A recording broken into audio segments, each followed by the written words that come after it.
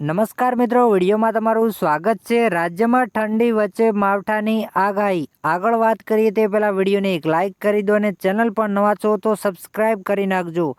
રાજ્યમાં ઠંડી વચ્ચે માવઠાની આગાહી અંબાલાલ પટેલે કરી છે।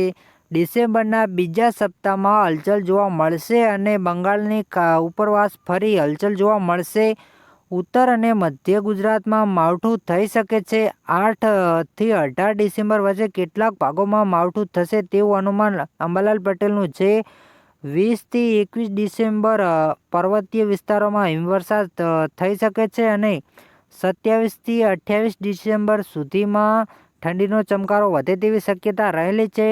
જાન્યુઆરીની શરૂઆતમાં પશ્ચિમ વિક્ષેપ આવશે અને 6 જાન્યુઆરી સુધીમાં વાદળછાયું વાતાવરણ રહી શકે છે। અંબાલાલ પટેલના વધુમાં વધુ કહેવું છે કે સૂર્ય દક્ષિણ વર્તી જશે અને પશ્ચિમ વિક્ષેપ આવતા રાજ્યમાં ઠંડી વધશે અને